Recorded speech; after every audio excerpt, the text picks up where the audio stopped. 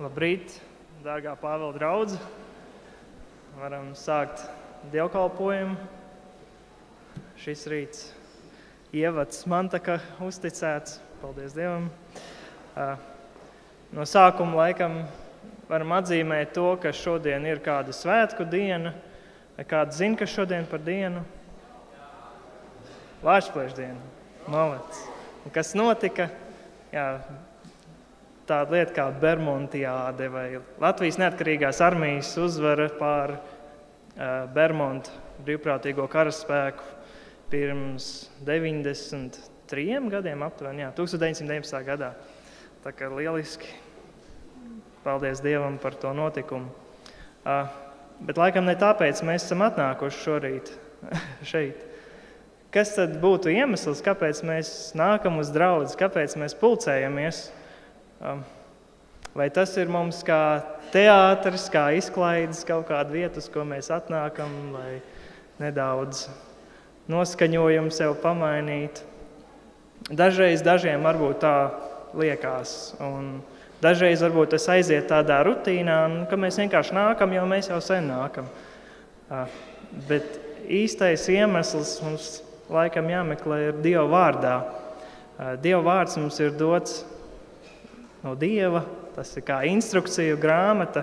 Mēs citreiz domājam, ka mums jāmeklē Dieva griba kaut kur lidojoties augšā debesīs, tur savienojoties ar kosmosu, mēs varam zināt, ko Dievs grib. Nē, Dievs mums devis ir tādu materiālu vārdu, tādu grāmatu, kur mēs varam lasīt un saprast viņa gribu. Tad Dieva vārds saka vēstulē Romiešiem 12. nodaļā un arī 1. Korintiešiem 12. nodaļā ir runāts par to, ka draudze, kas sanāk kopā, viņa ir kā miesa, kā viens veselums.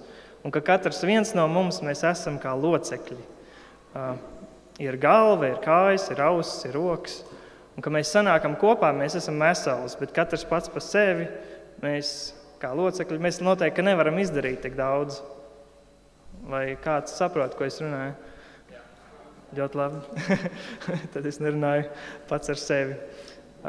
Kad mums sāp kāja, ko mēs darām? Mēs bļaujam vai aizliekam roku mutei priekšā. Cik daudz tā dara? Mēs neaizliekam. Mēs parasti sakam, au, saķeram kāju, meklējam ārstu, mēs viss miesa ir iesaistīti. Kas notiek, ka mums draudzē bļauj bērns? Postamies dusmīgi, stāv klus. Tas nav īsti tas, kā tam jābūt, vai ne? Kad Bībelē rakstīts, ka miesā ir locekļi un tie viens otram kalpo. Un tāpat arī mums katram Dievs ir devis dažādas dāvanas, ar ko mēs varam kalpot viens otram. Un ir runāšanas dāvans, ir sludināšanas dāvans, ir kalpošanas dāvans, ir žēlsirdības darba dāvans un aptuveni 20 dažādas lietas Bībelē ir minētas, ar kurām mēs viens otram varam kalpot. Un arī šorīt es pieļauju, kad ir atnākuši daudz cilvēku pirmo reizi, un mums kā draudzei ir dots arī mīlestības dāvans, ka mēs nekautrējamies, ja mēs nepazīstam, mēs pieejam, mēs iepazīstinamies, uzrunājam viens otru, un tā ir tā mūsu kalpošana viens otram. Mums ir labs piemērs Jēzus Kristus, kurš arī kalpoja mums, atdodams savu dzīvību, lai mēs varam saņemt piedošanu, lai mēs varam atkal sanākt kopā. Mēs zinām, ka mēs grēkojam. Mēs neviens neesam bez grēka, un arī tie, kas daudz gadus nāk uz baznīcu, zina, kad mūsos ir grēks, un kad mēs neesam tīri un perfekti. Bet, lai mēs kļūtu tīrāki, mums ir jābūt kopā, un mums jābūt kādam, kurš norāda, tev ir tas, skatīsimies, kā mēs to varam izlabot. Un, mums vajadzīgs atbalsts, lai mēs kļūtu pilnīgāki. Un es domāju, ka varam lūgt Dievu un iesākt dievkalpojumu. Dārgais debes Tēvs, paldies Tev par Tavu žēlastību, kur Tu mums dodi. Paldies Tev, ka varam nākt kopā. Paldies Tev, ka Tu esi devis draudzi, kuras daļa mēs varam būt.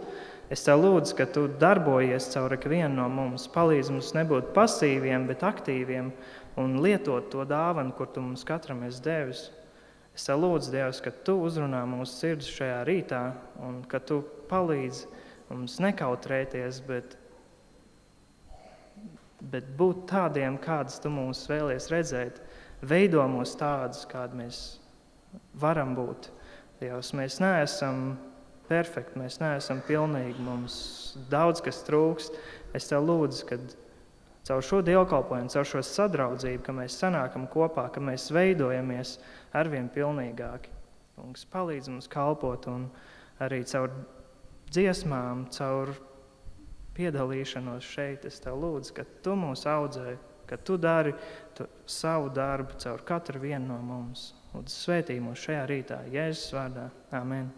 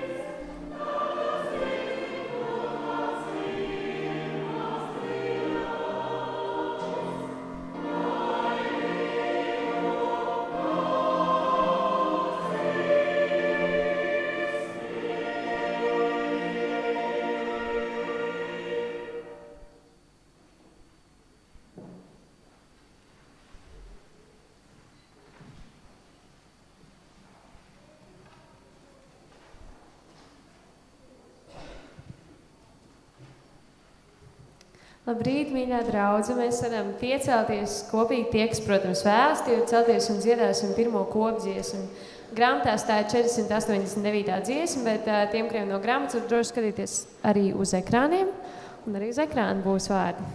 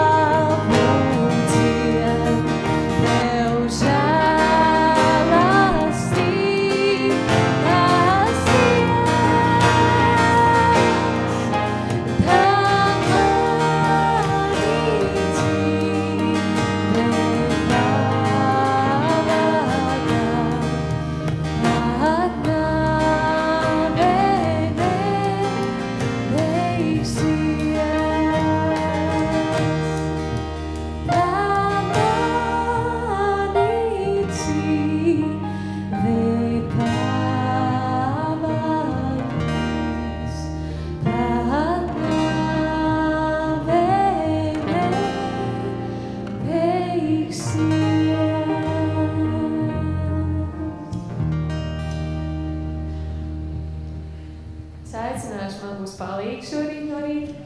Un mēs dziedāsim nākamo kopdziesmu, kas būs uz ekrāna. Man ir aicināšu dziedāt līdzi.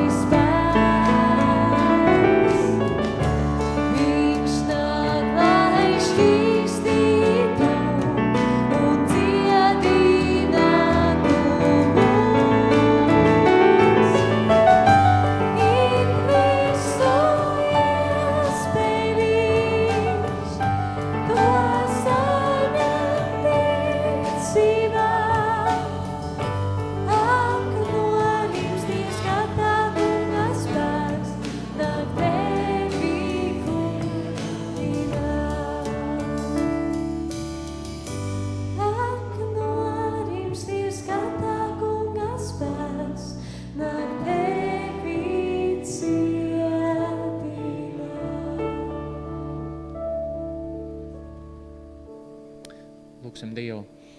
Kungs, mēs esam Tavā priekšā. Tā ir milzīga žēlastība un priekštiesība mums, ka Tu sūtīji savu dēlu, Jēzu Kristu, šajā pasaulē, kurš nomira par mūsu grēkiem. Lai caur grēku nožēlu un ticību Tavam dēlam mēs iegūtu, saņemtu kā dāvanu piedošanu un mūžīgo dzīvību. Sadraudzību ar Tevi, kas nekad nebeigsies. Paldies par to. Un mēs pateicamies, ka mēs varam pielūgt Tevi brīvi un netraucēti. Ka Tavs žēlastība ir ar mums, un ka tur, kur ir nemiers un raizes, neziņa, kur ir rūgtums, kur ir attiecību problēmas, ka Tev ir spēks to visu dziedināt un cilvēku dzīves nevis uzlabot, bet pārvērst. Un tad veidot Jēzus savā līdzībā katru personu. Mēs lūdzam svētīgi vienu no mums, ka mēs šajā dienā esam atvērti, godīgi, ka mēs uzlūkojam to, ko Tu saki savā vārdā, un ka mēs godīgi paskatāmies uz to, kādi mēs esam un ko Tu saki par mums. Un ka mēs esam atvērti tam, lai Tev uzticētos kā pestītājam un kungam. Kungs, mēs gribam lūgt par tiem, kuriem ir kādas vajadzības. Mēs pirmkārt pateicamies par to, ka operācija Irisai viņas acīm izdevās labi. Svētī viņu pēc operācijas periodā. Dod viņai savu žēlastību un palīdzību arī turpmāk un turpina savu dziedinošo darbu pie viņas. Sveitī arī Tatjanu, kurai stāv priekšā acu ārstēšana. Kungs, palīdzi, pasargā, palīdzi un vadi ārstu rokas arī operējot un viņas acis un palīdzot. Kungs, ir vajadzīga Tavu svētība. Palīdzi. Un dod mieru arī Tatjanas sirdī un prātā. Svētī arī Elīnu, Kungs, kurai ir īpašas vajadzības šobrīd, kad ir jādzemdē bērniņš un kur ir veselības problēmas. Mēs ļoti lūdzam dot žēlastību un palīdzību, pieskaries viņai un dziedini viņu. Un palīdz, ka šajā laikā viņa var tikt vilkt pie Tevis un sajust un satvert, Kungs, Tavu mīlestību. Un to, ko Tu šajā laikā viņai gribi sacīt. Dziedini viņu savā žēlastībā, pasargā bērniņu no ļauna. Tēvs, svētī mūs ikvienu ar to, kāda mēs esam, palīdz visu uzticēt Tev.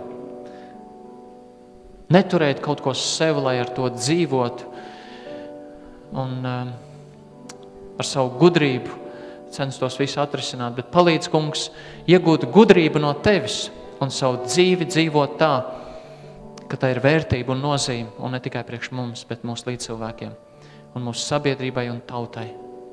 Svētī mūsu tautu, ka tie, kas Tevi nepazīst, Tev uzticās un dzīvo dzīvi, kur ir nodzīvot Tavam godam un līdzcilvēku svētībai. Kungs, lai šis dievkalpojums Tev dod godu ar visu, kas tajā ir noticis un būs. Jēzus vārdā. Āmen. Sēdiet, lūdzu. Mums būs viena dziesma, ko mēs esam sagatavojuši ar jauniešu korīti, ko mēs dziedāsim tam kungam, tāpēc esiet aicināti klausīties, un ja jūs redzat vārdus, jūs varat kaut vai dziedāt līdzi, bet tas nav obligāti.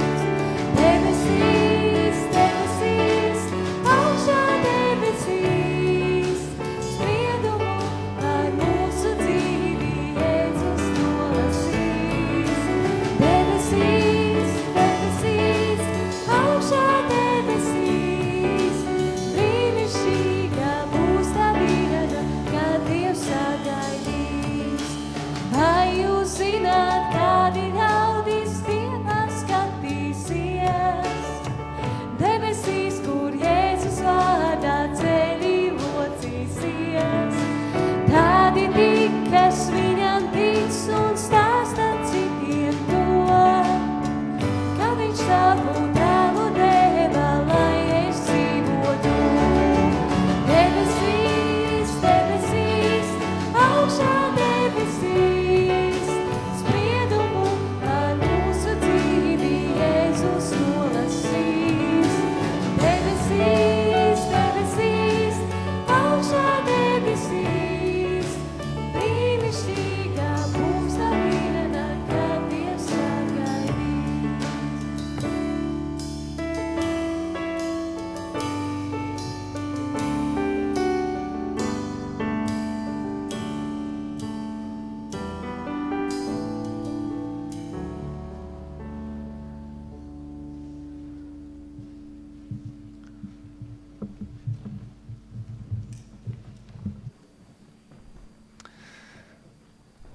debesīs.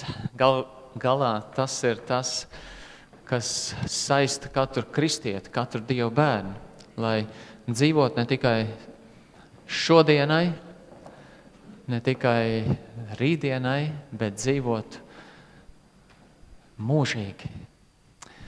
Tā ir milzīga Dieva žēlastība, ka mūsu grēciniekus Dievs atpestīja. Mēs priecājamies, ka jūs esat kopā ar mums šajā dienā.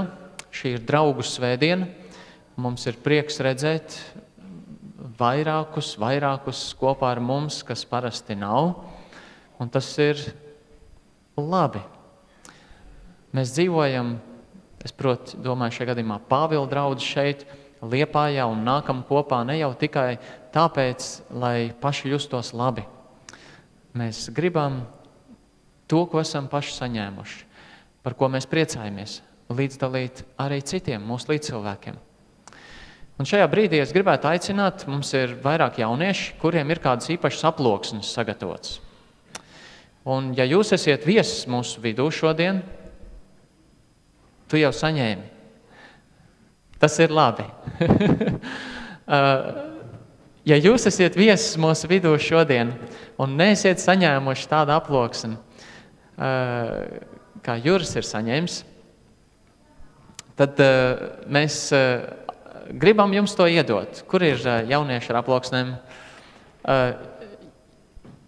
Ja šeit ir kāds viesis, paceliet vienkārši savu roku, sakiet, es arī gribu.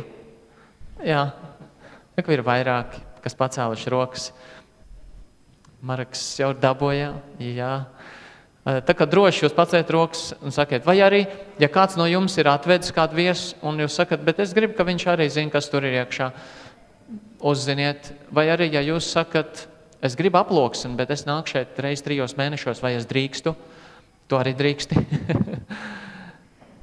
Tas ir kaut kas, ko mēs gribam uz priekšu darīt, mēs gribam vairāk par sevi pastāstīt un tādā veidā padarīt atvērtākus tam, kas mēs esam, ko mēs darām. Un lai Dievs jūs svētī to lasot un pārdomājot, un mēs esam atvērti arī jūsu ieteikumiem, jūsu redzējumiem par lietām mūsu pilsētā, jo mums ir svarīgi mūsu pilsēta. Mums ir svarīgs tas, kas notiek mūsu pilsētnieku dzīvēs un jūsu dzīvēs. Un mēs nedzīvojam sev, mēs esam aicināti dzīvot Dieva godam. Un mums ir jādod atbalsts viens otram, lai dzīvot Dievam par godu. Un ir vēl kādi, šoreiz tie ir bērni, kuriem mēs nedosim aploksnes, bet dosim kartiņas. Un es aicinu viņus priekšā. Un proti Valters un Agita Rimbenieki ar saviem bērniņiem, ar Anniju un Paulu, un Tomu un Lieni Bermakus ar savu dēlu Immanuēlu. Lūdzu, nāciet šeit. Tas ir mūsu paradums, ka tad, kad Dievs mums dāvina bērnus, ka mēs viņus uzticam tam kungam. Un to dara katra ģimene. Lūdzu, nāciet šeit, jā. To dara katra ģimene, protams, kas ir ticīgi. Un to mēs, kā Dieva bērni draudzē, daram kā draudze, jo draudze ir Dieva ģimene. Un mums ir prieks, ka Dievs jums ir dāvinājis bērnus. Tā ir liela Dieva žēlastība. Un tas ir tas labākais, ar ko piepildīt savu dzīvi un savu ikdienu. Lai arī nevienmēr viegli, lai arī dažreiz grūti, arī naktīs. Un tad, kad mums bija grūti un bija bērni jākop, ziniet, kā tas ir, ka piedzimst, un rūpes, kā tur ir naktī ar viņiem, un vēlāk viņi varbūt tur nosperās, mūsu ģimenes ārsti mierināja un teica, pirmie 3 gadi. Tai brīdī nelikās mierinājums, bet Dievs ir devis dāvanas jums. Un mēs gribam kopā ar draudzi šodien pateikties un aizlūgt par jūsu bērniem. Un tā nav šī diena. No šīs dienas uz priekšu šī ģimene saka, jūs esiet šeit, lai palīdzētu mums. Un mēs to pieņemam. Un mēs sakam, jūs esat šeit, lai mēs jūs atbalstītu.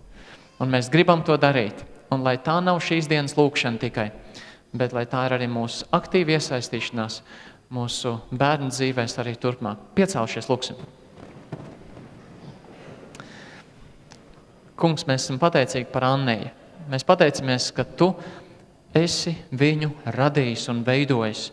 Viņa tavās rokās tika veidota un īpaši veidota, lai viņa dzīvotu tavam godam. Tu viņu dizainēji tieši tiem mērķiem, kas tev bija padomā, pirms jebkurš no mums to varēja zināt. Un svētī viņu bagātīgi, ka viņa var savā bērnībā vai jaunībā pati sacīt, Kungs Jēzu, es sakošu tev, lai kurp tu mani vestu. Un ka viņa var dzīvot tavam godam, apliecināt citiem tavu žēlastību un mīlestību un labvēlību.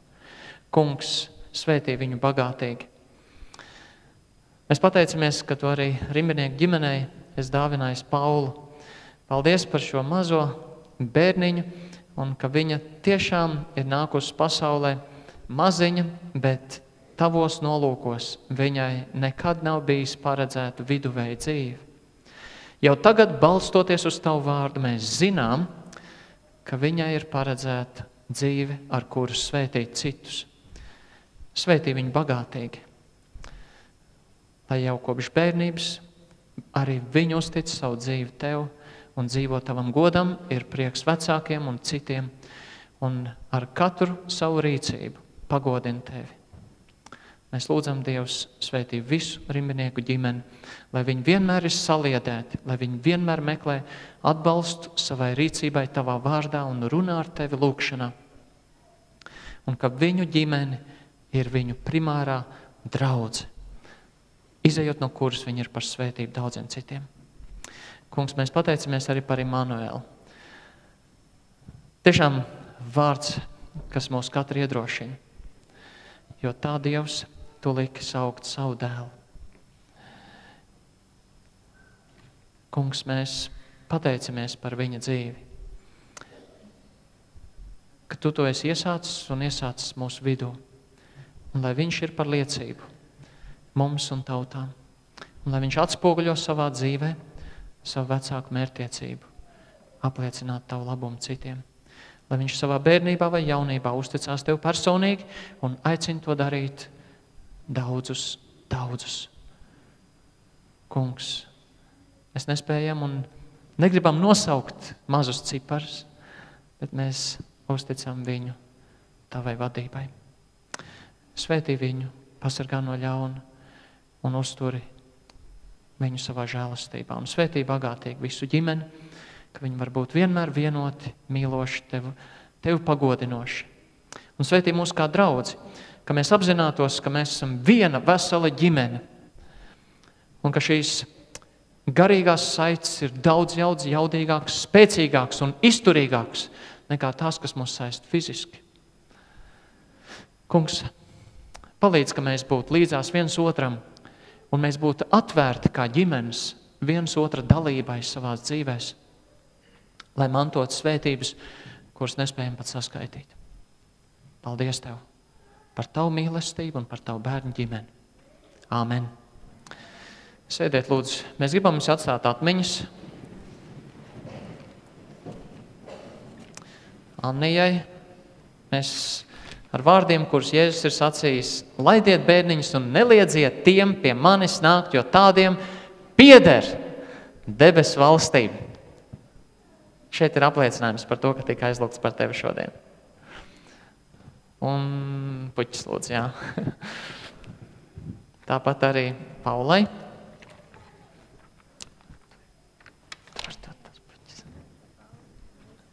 Par Paulu mammai, jā.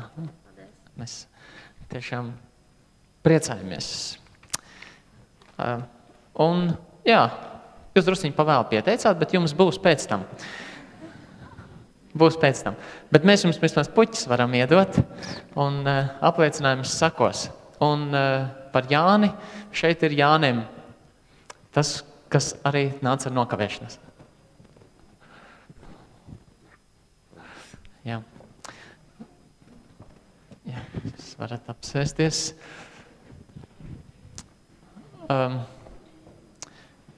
Ir bērni, kur savu dzīvi sāk, un ir pieauguši cilvēki, kas to dzīvo. Un mums šodien ir liels prieks par Dieva žēlastības liecību Ašmu ģimenēm. Kad Dievs savā žēlastībā savā laikā saved kopā un 60 gadus pagājušajā nedēļā kopdzīvē varēja atzīmēt Herberts un Lidija Ašmi. Mēs jūs lūdzam, lai jūs varētu nākt mūsu priekšā. Mēs gribam arī jūs sveikt.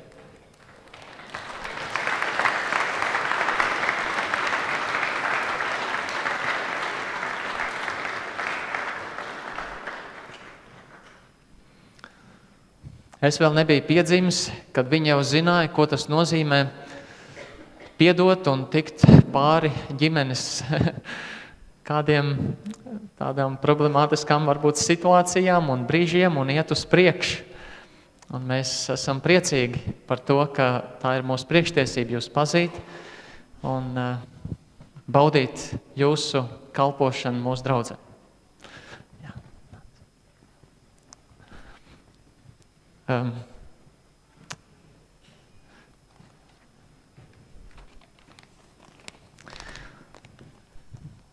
Kad es domāju par to, kas ir tas, ar ko jūs šodien sveikt, tad tas drusciņi sasaucās ar to, kāds es esmu jūs iepazinis. Un jūs esiet cilvēki, par kuriem es atceros atkal un atkal un atkal, ka jūs kādu dienu teicāt. Tad, kad mēs redzējām to, kā mūsu vecāki dzīvoja, nebija varbūt tik ideāli. Tad jūs par sevi teicāt, rados, piedod, jā.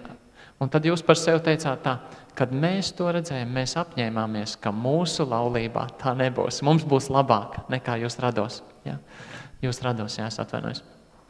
Un tad es domāju, kāds es esmu jūs iepazinis. Jūs esat cilvēki, kurus raksturo miers. Un tāpēc arī vārdi. Es zinu, ka tāda vienmēr nav ikdiena, bet tā ir spēcīga liecība. Un vārdi nāk no Filipiešiem 4. nodaļas, no 4. līdz 7. pantam. Priecājieties iekšā kunga vienmēr. Es vēlreiz teikšu, priecājieties. Jūsu lēnība, lai kļūst zinām visiem cilvēkiem, tas kungs ir tuvu. Nezūdieties nemaz, bet jūsu lūgumi, lai nāk zināmi Dievu priekšā ar pateicību, ikvienā pielūgšanā un lūgšanā. Un Dieva miers, kas ir augstāks par visu saprašanu, pasargās jūsu sirdis un jūsu domas Kristu Jēzu. Mēs jūs no sirds sveicam, un lai Dieva žēlastība un miers un prieks ir jums bagātīgi. Mēs sveicam jūs.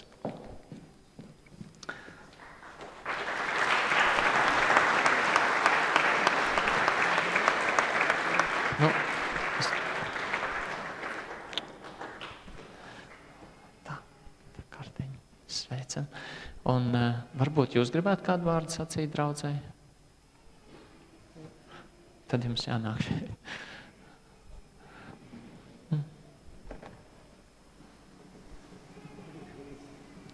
Kādu vārdu?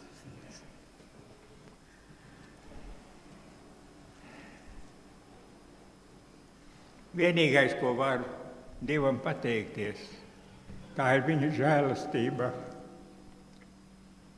ka šeit šajā draudzē varējām savu kopdzīves gaitu iesākt, ka šeit mūs ieveda mācītājs brālis Petersons, ka šeit brālis Petersons mums sacīja pamācības vārdus dzīves ceļām, deva līdzi.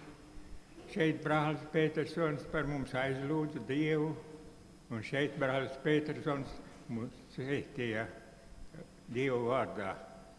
Tas ir brīnišķīgs brīdis, un visi 60 gadi ir aizgājuši ar Dievu svētību.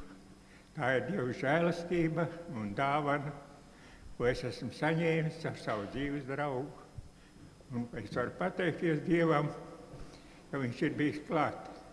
Prieka brīžos, sāpēs, grūtībās, traģēdijās, ka viņš vienmēr ir bijis klāt ar savu stipro roku. Dievs ir mūžīgs, varens un klāt būdams ikvienam, kas savā dzīves ceļā viņam uztic savu dzīvi. Dievs mums ir katram savu dzīves ceļu nospraudis, kā Dāvids to saka savā dziesmā. Jau pirms mēs ienākam šai pasaulē, Dievs zina mūsu dzīves ceļu, cik garš tas ir ejams. Tikai atkarīgs ir no tā, kā mēs meklējam Dieva ceļu, viņa prātu, viņa gribu, un vai sekojam pēc Dieva gribas un prāta, ja izvēlamies paši savu miesas prātu. Dievs vienmēr mums dod izvēli un dod spēku paklausīt un uzticēties viņam. Un ticam, ka Dievs mūs ir svētījis, ka viņš mūs pavadīs arī atlikušo dzīves dienas, un ka Dieva svētība ies līdzi mūsu nākošām paaudzēm, mūsu bērniem, mazbērniem un mazbērniem.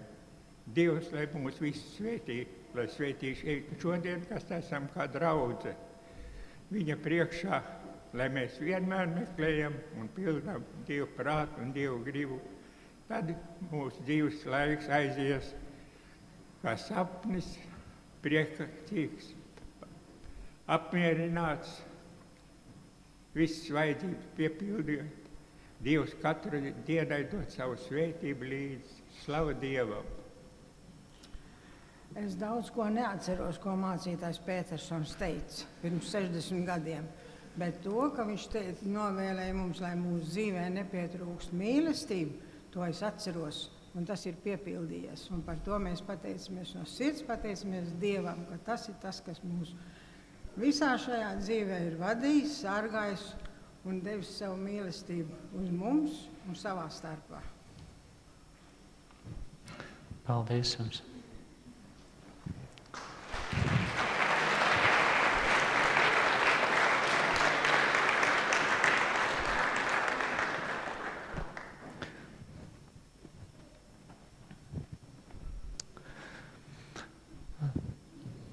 Šajā brīdī es aicinu Raimondu, vai tu varētu nākt.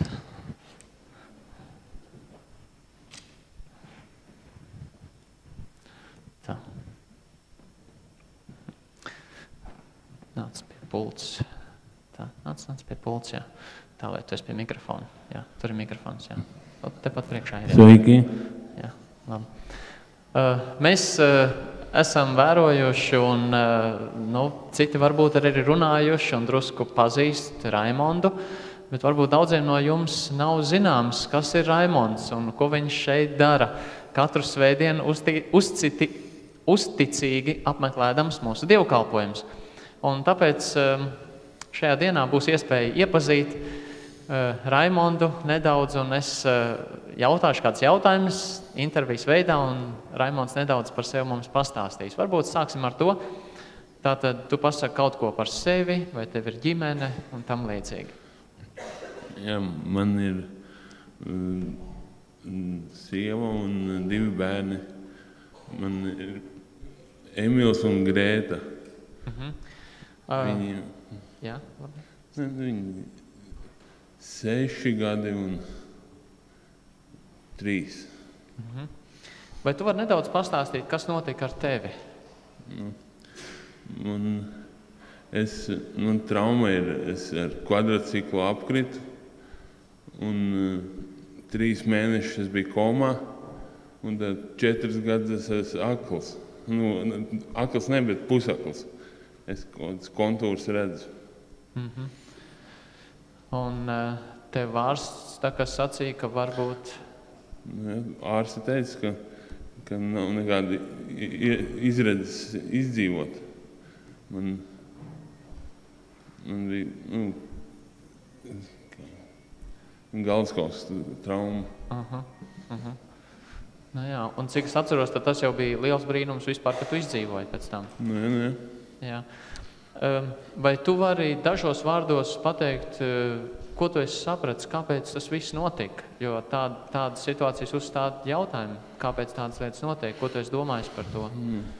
Es senāk ļoti daudz grēkoju. Alkohols un azartspēles un tā tālāk.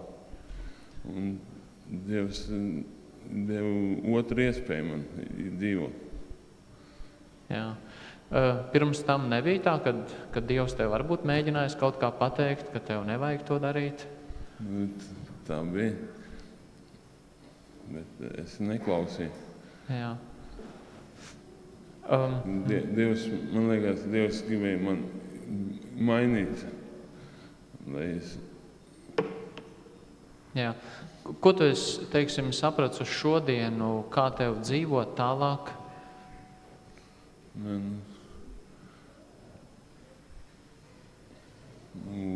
Jāiet uz baznīcu un jāiet uz grupiņām, uz bībeles grupiņām. Jā. Ko tu dari ikdienā? Tagad, kad es esmu pusakls, es pinu groziņus, mācos angļu valodu, vācu valodu un datoru mācos. Aha. Cik grozus tu esi nopinis? Kaut 60, 65. Aha. Un cik ilgā laikā tas ir? 5 dienās apmēram viens. 5 dienās vienu groziņu var nopīt, jā? Tas liels diezgan. Tad, kad tu domā par sevi un par Dievu šodien, vai Dievs tev mīl? Tu esi pārliecināts. Jā. Dievs man otru iespēju devis dzīvot. Tev nav tāds rūgtums pret Dievu, kad tas ir noticis? Tur tā lieta, ka nav. Jā. Dievu es nekad neesmu vainojis. Jā. Paldies, Raimond, ka tu biji atklāts un ka tu pastāstīji par sevi. Un mēs jau esam lūguši par tevi un turpināsim lūgt. Un es domāju, ka tas, ko mums katram vajadzētu no tādām situācijām saprast, ka Dievs tiešām runā. Paldies, Raimond, tu vari apsēsties. Mēs varam saprast, ka Dievs runā un ka Dievs runā arī uz mums šodien. Mums dažreiz tā var likties, kur ir Dievs, kāpēc Dievs to vai to pieļauj, bet mēs nedrīkstam domāt, ka Dievs būtu mūs pametis. Dievs mūs nekad nepamet. Un, ja kāds no jums esiet runājuši vairāk ar Raimondu, Raimonds arī man ir pastāstījis dažādas lietas no savas dzīves, un mēs kādu laiku atpakaļ skatījāmies arī video filmu, kas bija veidot. Protams, ka Dievs bija klāt viņa dzīvē. Un Dievs bija viņu svētījis. Bet par nožēlu mēs kādreiz to pamanām vēlāk. Tikai pēc tam. Un tāpēc, lai Dievs dod žēlastību, ka mēs šodien atveram savus acis un ieraugam to, kā Dievs runā. Un ka viņš vēlas pat tiešām ne tikai būt kaut kur līdzās, bet ka viņš grib būt attiecībās. Tādās, ka mēs varam viņam uzticēties, ka mums var būt Dievs, ar kur rēķināties savā dzīvē. Un tas ir daudz, daudz labāk, kas tas notiek apzināti, nevis kaut kā un varbūt tikai pēc traģēdijām mēs sākam domāt, jā, varēja taču būt citādi. Lai Dievs mums palīdz. Es tev klausamies dziesmu. Jā.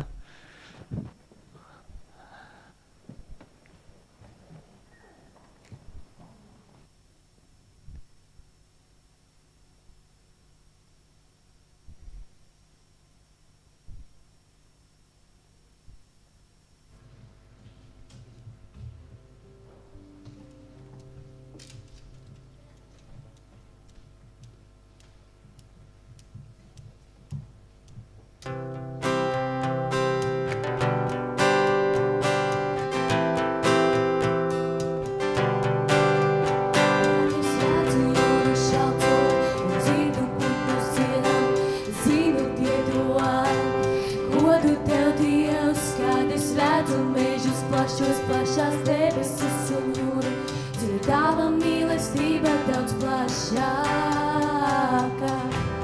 To visu, kas apkārt man, esi radījis savā varenībā. Un lai mani glābtu, tu pie krusta pazemojies līdz pēdējām. Un tādēļ ir tev, tu esi man viss, tu esi mans spēks, mans glābējs un draugs. Tava mīlestība ir nebeidzamā, tava godība, kungs, ir neizsakamā. To visu, kas apkārt man, esi radījis savā varenībā. Un lai mani glābtu, tu pie krusta pazemojies līdz pēdējām. Tādēļ dzirdu tev, tu esi man viss, tu esi mans spēks, mans glābējs un draugs. Tava mīlestība ir nebeidzamā, tava godība, kungs, ir neizsakāmā. Un tādēļ dzirdu tev, tu esi man viss, tu esi mans spēks, mans glābējs un draugs. Tava mīlestība ir nebeidzamā, tava godība, kungs, ir neizsakāmā. To visu, kas apkārt man, esi radījis savā varenībā.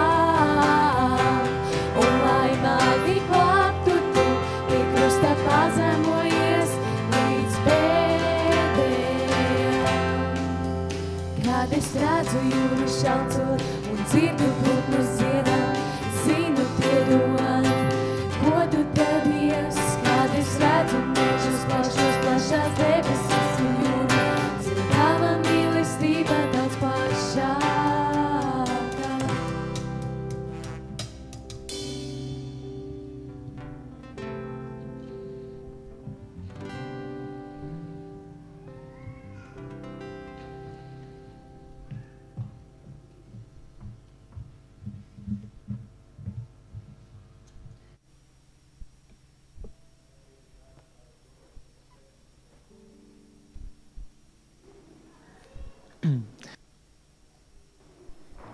Bērni varēs doties uz svētdienas skolas nodarbību, un mēs paliksim šeit, lai pārdomātu Dieva vārdu šeit. Tātad visi, kas ir bērni, uzģērbiet kādu jaciņu, un vēl varbūt tās ir skaitītas dienas, kad jums būs jāiet caur tām durvīm uz svētdienas skolas klasītēm tur. Mēs ceram, ka pavisam drīz šo draudzes namu mums līdzās, tā teikt, pieņems komisiju, un mēs varēsim atvērt šīs durvis, lai uz turieni jūs varētu doties uz svētdienas skolas nodarbībām tepat blakus skolotāju pavadībā. Un viņiem ejot, mēs mūzikas dziesmas laikā saliksim arī savu ziedojumu. Tas ir labprātīgs ziedojums. Ja jūs esat viesis mūsu vidū, nejūtieties spiests to dot. Tas ir labprātīgs ziedojums, ar kur mēs saprotam, mēs gribam kalpot tam kungam, mēs gribam likt kopā savus līdzekļus, lai kopīgi kalpot un aizsniegtu savu pilsētu Kristumu ar evaņģēliju vēsti.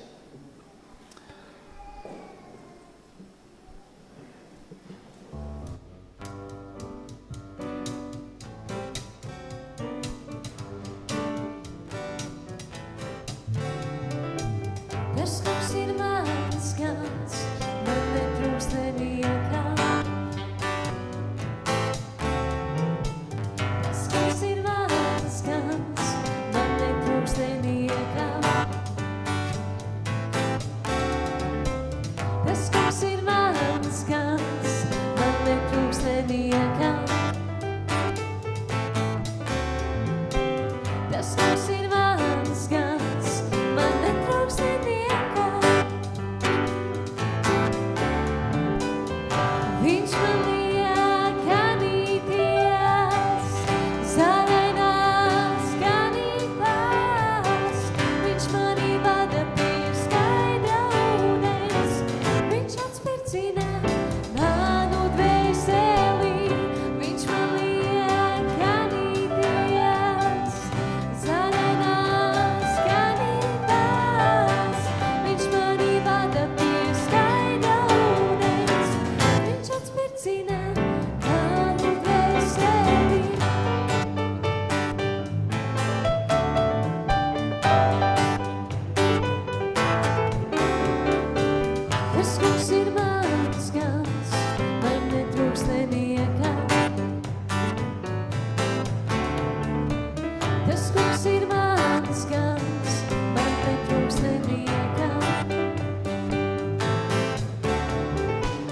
Tas kungs ir mans gans, man netrūks neviekā.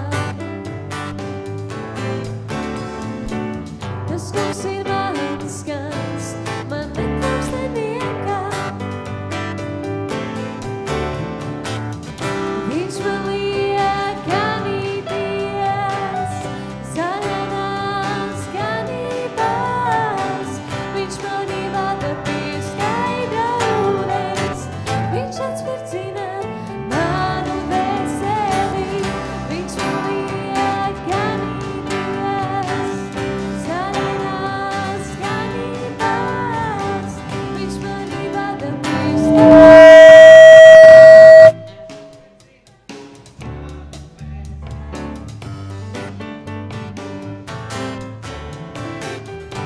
Tas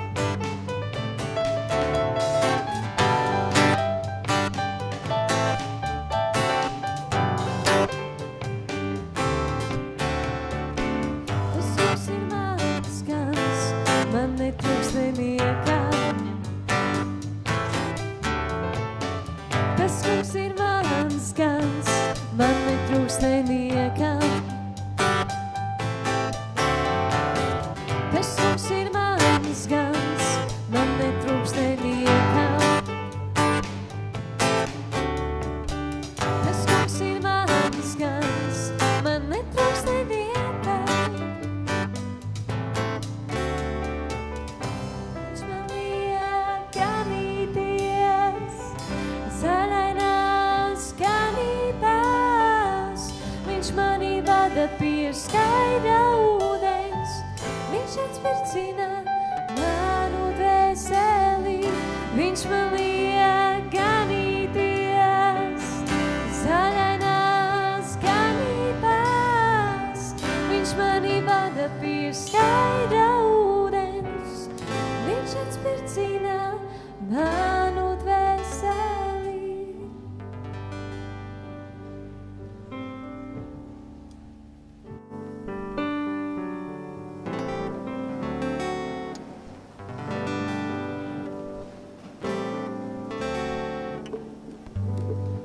Lūksim Dievu.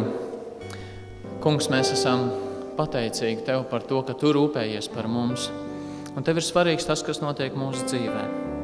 Tu esi mūsu gans, un Tu mūs vadi sava vārda dēļ. Tas nav tāpēc tikai, ka mēs kaut kas esam, bet tāpēc, ka Tu esi liels Dievs, un ka Tu tiec godāts un slavēts caur to arī, ko Tu dari mūsu labā. Kungs, mēs lūdzam svētī šo kopā likto ziedojumu, lai tas Tev dod godu, un lai tā ir svētība mūsu līdzcilvēkiem, tautām un pasaulē. Kungs, mēs lūdzam atspirdzini mūs pie savu vārdu, tāpat arī bērnus svētdienas skolā, ka mēs satveram, mīlam Tavu vārdu, tam pieķeramies un to izdzīvojam savā dzīvē. Tēvs, palīdzi. Uzticamies Tev Jēzus dēļ. Āmen. Sēdiet, lūdzu. Kā parasti arī šīs svētrunas laikā jūs varēsiet iesūtīt savus jautājumus uz numuru, kas būs uz ekrāna. Jautājumu jūs varat tos droši jautāt. Jautājums, kas saistīti ir pamatā ar šīs dienas tēmu un tam līdzīgi.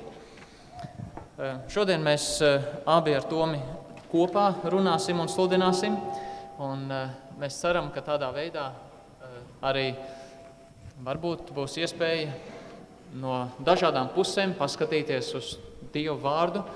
Un gal galā tas ir svarīgi, ka mēs kopīgi studējam un kopīgi mēģinām to saprast. Un esam arī savā ziņā interaktīvi, bet mums ir jāmācās un tas ceļš vēl ir ejams, bet kaut kur ir jāsāk. Klausīsimies Dieva vārdu. Šis dienas lasījums būs no 4. nodaļas Jāņa evaņģēlijā. Es nolasīšu pirmos no 4. panta sākot. Bet viņam bija jāiet caur Samariju. Tad viņš nonāk vienā Samarijas pilsētā vārdā Zihara, netālu no Tīruma, ko Jēkabs bija devis savam dēlam Jāzepam. Tur bija Jēkaba aka. Jēzus no ceļa piekusis, apsēdās turpat pie akas. Tas bija ap 6. stundu. Te kāda sieva no Samarijas nāk ūdeni smelt. Jēzus viņai saka, dod man dzert, jo viņa mācekļi bija gājuši pilsētā pārtiktu pirkt. Tad samarieti viņam saka, kā tu, jūds būdams, prasi dzert no manis, samarietis? Jo jūda ar samariešiem nesagājās. Jēzus viņai atbildēja, ja tu ko zinātu par Dieva dāvanu, un kas tas ir, kas tev saka, dod man dzert, tad tu būtu viņu lūgus, un viņš būtu tev devis dzīvu ūdeni. Samarieti viņam saka, kungs, tev nav smeļamā trauka, un nāka ir dziļa. No kurienes tad tev ir dzīvais ūdens? Vai tu esi lielāks par mūsu tēvu Jēkabu, kas mums aku devis un pats no tās ir dzērs līdz ar saviem dēliem un ganāmiem pulkiem? Jēzus atbildēja viņai, ikvienam, kas dzer no šī ūdens, atkal slāps, bet kas dzers no tā ūdens, ko es tam došu, tam ne mūžam vairs neslāps, bet ūdens, ko es tam došu, kļūs viņā par ūdens avotu, kas var mūžīgai dzīvībai. Sieva viņam saka, kungs, dod man tādu ūdeni, ka man vairs neslāps un nav jānāk šurp smelt. Tad viņš tai saka, ej, sauc savu vīru un nāc šurp. Sieva viņam atbild, man nav vīra. Jēzus viņai saka, tu pareizi esi sacījusi, man nav vīra, jo 5 vīri tev ir bijuši. Bet kas tev tagad ir? Tas nav tavs vīrs. Šai ziņā tu esi runājis patiesību. Tad sieva viņam saka, kungs, es redzu, ka tu esi pravietis. Mūsu tēvi ir pielūguši šinī kalnā, bet jūs sakāt, ka Jeruzālem ir tā vieta, kur Dievs jāpielūdz. Jēzus viņai saka, tici man, sieva, nāk stunda, kad jūs tēvu vairs nepielūgsit nec šinī kalnā, nec Jeruzālmē. Jūs pielūdzat, ko nezināt, mēs pielūdzam, ko zinām, jo pestīšana nāk no jūdiem. Bet stunda nāk un ir jau klāta, kad īstie dievlūdzēji pielūgs tēvu garā un patiesībā, jo tēvs tādus meklē, kas viņu tā pielūdz. Dievs ir gars, un kas viņu pielūdz, tiem tu būs pielūgt garām patiesībā. Sieva viņam saka, es zinu, ka jānāk Mesijam, kas sauc Kristus. Kad viņš nāks, tas mums visu izstāstīs. Jēzus viņai saka, es tas esmu, kas ar tevi runā. Amen. Mēs katrs dzīvojam savu dzīvi, un nevienmēr mēs sagaidām, ka mūsu ikdienā ienāktu vēl kāda persona un tā negaidīti. Dažreiz, protams, ir tā, ka mēs gaidām. Mēs gaidām, ka būtu katram no mums kāds draugs. Es savā laikā arī gaidīju kādu vienu īpašu. Un Dievs deva to žēlastību sagaidīt. Un tā bija mana sieva. Bet nevienmēr mēs sagaidām jebkura cilvēka ienākšanu savā dzīvē. Un mēs redzam šajā notikumā, ka ļoti neparastā veidā Kristus ienāk šīs sievietes dzīvē un patiesībā visas tās pilsētas dzīvē. Un tāpēc, balstoties uz šo notikumu, mēģināsim redzēt un saprast, kas notiek un kādā veidā tas notiek, kad Jēzus nāk mūsu dzīvē un kļūst mums par draugu un ne tikai, daudz vairāk par mūsu kungu. Pirmkārt, mēs redzam šajā notikumā, ka nevienam no mums jau nav jāsatraucās par to, kā atrast Jēzu, jo viņš grib mūs atrast. Viņš to grib. Un šeit mēs lasījām, viņam, tas ir Jēzum, bija jāiet caur Samariju. Balstoties uz to, ko mēs šeit lasījām, mēs saprotam, ka viņam nebija jāiet caur Samariju. Bībele saka, ka jūdi ar samariešiem nesagājās, viņi nevarēja saprasties. Un jūdi negāja caur Samariju. Jūdei lejā, Galilejā augšā, ja viņiem vajadzēja no Jūdejas nonākt Galilejā, vajadzētu tā kā iet cauri Samarijai, bet viņi negāja cauri, viņi gāja pāri Jordānai, pa otru krastu, uzgāja augšā un tad iegāja Galilejā. Kāpēc? Tāpēc, ka kādā 8. gadsimtā pirms Kristus, kad Asīrija iebruka Izrēlā, viņi izveida kādus 30 000 iedzīvotāju, tūkstošiem cilvēku iesūta iekšā no citām tautām, un tie citautieši sajaucās ar vietējiem, ar izrēliešiem, kas tur bija palikuši. Un izrēlieši savukārt kļuva neusticīgi Dievam. Jau pirms tam viņi bija novērsti no Dieva, kā mēs varam lasīt Bībelē, caur Jerobeām, kā ķēniņu pār Izrēlu, kurš veidoja elku. Bet tagad vēl vairāk. Viņi sāk piekopt citas reliģijas, kalpot citiem dieviem. precēties ar citautiešiem, kas pielūdz svešus dievus, un tādā veidā viņu pielūgsim dzīvajam Dievam tiek izaicināti un pat pārstāja kādu cilvēku to darīt. Un tas vilkās gadsimtiem. Un vēlāk kādos gadsimtos, kad samarieši uzcēla savu templi, jūdi nāca un to izpostīja 2. gadsimtā. Un viņi nevarēja saprasties savā starpā. Un šeit sacīts, viņam bija jāiet caur Samariju. Tātad mēs redzam, ka tas ir dievišķs nolūks. Un tad, kad mēs domājam par to, kā es atradīšu Dievu, kā es varētu nākt tuvāk Jēzum, kā es lai viņu iepazīst, mums nav par to jāsatraucas, jo viņš par to satraucas. Viņš no savas puses dara visu, lai mūs atpestītu. Un mēs redzam to šeit, un mēs redzam to citur Bībelē, un Jēzus ir sacījis tādus vārdus: cilvēka dēls ir nācis meklēt un glābt pazudušo. Un tad, kad Jēzus nāk un viņš grib mūs atrast, viņš ļoti bieži uzrunā mūs neparastā veidā, caur grūtībām un caur problēmām vai ciešanām. Un mēs redzam šo pašu arī šajā stāstā. Kā Mārtiņš pieminēja, tad jūdi ar samariešiem nesagājās, un viņi mēģināja izvairīties viens no otra. Bet šeit mēs redzam, ka šai samariešu sievietei bija kādas problēmas, viņa bija atstumta, viņa bija viena, jo mēs redzam, ka viņa vien pat gāja uz šo aku smelt ūdeni. Šeit mēs redzam, bija kādas problēmas šai sievietei, un Jēzus nāk tieši pie viņas, tajā viņas problēmā, neskatoties uz to, ka Jēzum patiesībā tur nebija jāiet. Mēs redzam, kad 18. pantā mēs lasām, kad viņai bija 5 vīri. Mēs zinām, kad 5 vīri tas nav normāli. Normāli, kad 1 sieva un 1 vīrs, bet šeit mēs redzam, šeit bija laulības pārkāpšana, šeit bija notikusi. Viņi to bija pārkāpusi 5 reizes, un vīrietis, ar kur viņi dzīvo kopā, bija 6. Viņi bija laulības pārkāpēji, un tāpēc, ka viņi bija laulības pārkāpēji, viņi nāca dienas karstumā, ka mēs šeit redzam, viņi nāca ap 6. stundu. 6. stunda ir no 6. rītā ņemot līdz 12. rītā, tad viņi nāca 12. pa dienu. Tad, kad saule bija iespējams visaugstāk un kad bija karsts, kad neviens cilvēks tur nebija. Viņi bija atstumti, viņi gāja vien pati. Un tieši tāpatās, kā šai samarietes sievietē likās neparasti, jeb jocīgi, kad pie viņa nāk Jēzus Kristus. Protams, viņi to tajā brīdī vēl nezināja. Tieši tāpatās Jēzus nāk pie mums arī šodien caur mūsu problēmām, caur varbūt tās kādām traģēdijām vai grūtībām. Un mēs šajā rītā dzirdējām liecību par Raimondu, kad arī caur Raimondu Dievs parādījās caur ciešanām un grūtībām. Un tas mums kaut ko maksā.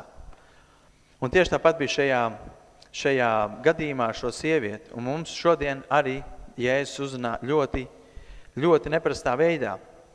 Un Jēzus rīcība šeit bija ļoti apdomāta un mērķtiecīga, jo šī sieva bija grēciniece. Un Jēzus nāca, lai glābtu grēciniekus. Jā, es arī to redzu līdzīgi, ka tad, kad Jēzus nāk, tas ir negaidīti. Tas nav tā, ka mēs esam sagaidījuši, tieši tagad notiks tas. Viņš izvēlas darīt to, ko mēs nesagaidām. Un tad, kad viņš to dara, viņš arī piedāvā kaut ko tādu, kas nav parasts. Un šajā gadījumā mēs redzam, viņš piedāvā mūžīgas vērtības. Sievietei, kuras dzīve, kā jau Toms sacīja, liecināja par ļoti ātriem, periodiskiem, mainīgiem posmiem. Mūžīgas vērtības. No 10. panta izlasīsim vēlreiz, ko tad Jēzus saka. Ja tu ko zinātu par Dieva dāvanu un kas tas ir, kas tev saka, dod man dzert, tad tu būtu lūgusi viņu, un viņš būtu tev devis dzīvu ūdeni.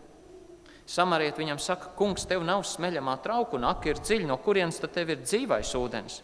Vai tu esi lielāks par mūsu tēvu Jēkabu, kas mums aku devis un pats no tās ir dzēris līdz ar saviem dēliem un ganāmpulkiem?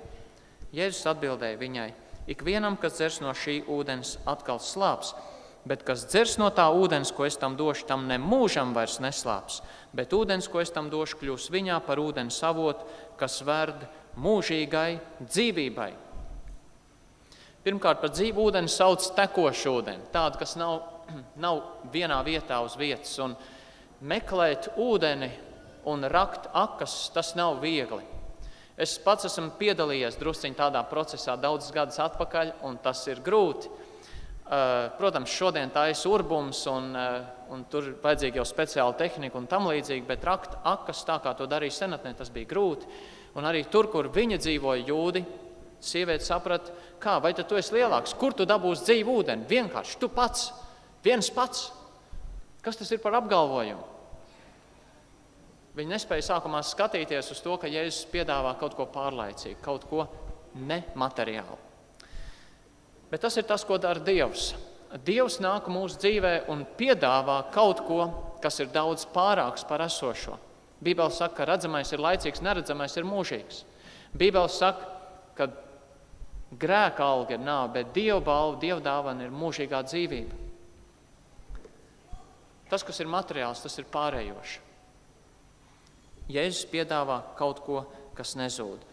Un šeit 14. pantā interesanti ir tās frāzes. Viņš saka, tam ne mūžam vairs neslāps. Vai arī tā otrā frāze, kļūs viņā par ūdens avotu. Tas rāda to, kāds ieguvums būs ne tikai šim cilvēkam pašam, bet arī tiem, kas būs viņam līdzās.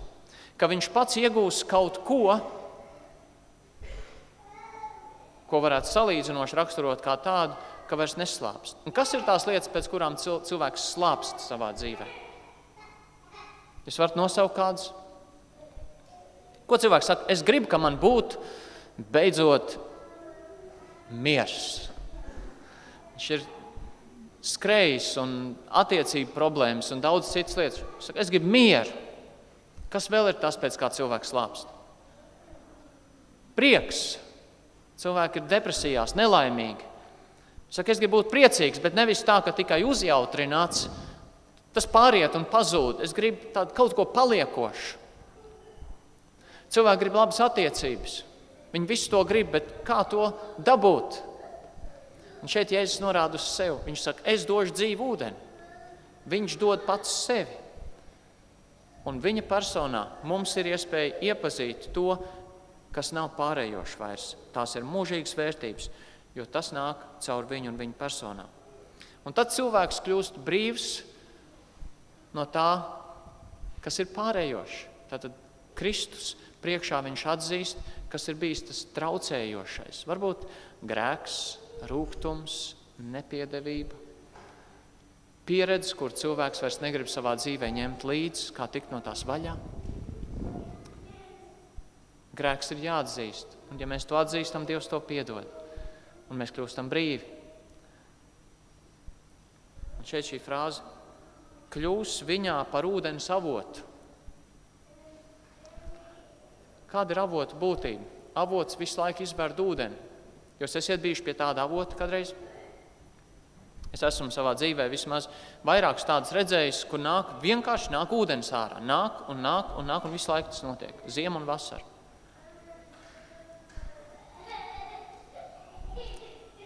Tas pietiek man, un tas pietiek visiem citiem, kas pie tā avota piegājuši. Un tāds ir Jēzus. Viņš pietiks tev un pietiks visiem citiem, kur nāks ar tevi saskarē. Viņi sapratīs un sajūtīs kaut ko no tā, kāds ir Kristus. Jo no tevis tas ies arī tālāk pie citiem. Tad, kad tu skaties uz savu dzīvi, vai tu esi kādreiz pamanījis, ka tās lietas, ko tu dari, vārdi, kurus tu pasaki, sāpinājuši citus? Un kad tu saproti, es atkal izgāzos, es atkal biju vainīgs. Atkal manas dēļ kāds jutās sāpināts. Jēzus saka, manā personā es dodu dzīvu ūdeni. Un tas kļūs par tādu vērtību, ka tas ies arī ārpus tevis pēc tam. Un tad, kad tu novērtē to, ko Jēzus tev piedāvā, tad mums ir jāatsakās no tā grēka, kas mūs saist. Apskatīsimies uz pāris pantiem no 15. panta sākot. Sieva viņam saka, kungs, dod man tādu ūdeni, ka man vairs neslāpst un nav jānāk šurp smelt. Tad Jēzus viņai saka, ej, sauc savu vīru un nāc šurp. Sieva viņam atbild, man nav vīra. Un Jēzus viņai saka, tu pareizi esi sacījusi, man nav vīra, jo 5 vīri tevi bijuši, un tas, kas tev tagad ir, tas nav tavs vīrs. Jēzus viņu sastopoties ar šo sievieti viņas dzīvē, viņš norāda uz viņas grēku. Un šajā gadījumā mēs redzam, ka tā bija laulības pārkāpšana. Jēzus neteica tāpat ej sauc savu vīru, jo Jēzus zināja, ka viņai ir bijuši 5 vīri, un tas, kas ir tagad, tas nav vīrs. Viņš to zināja, un viņš to teica ar domu, lai parādītu, ka viņa ir grēciniece un ka viņai vajadzīgs pestītājs. Toreiz, tajā laikā, laulības pārkāpšana bija ļoti liels grēks. Tagad, 21. gadsimtā mēs esam pieraduši, tas jau nekas nav. Ir tāds teiciens, maina partners tā kā zeķis, un tā tas ir. Bet tajā laikā tā bija ļoti nopietnas grēks. Tajā laikā tas tika sodīts ar nāvi.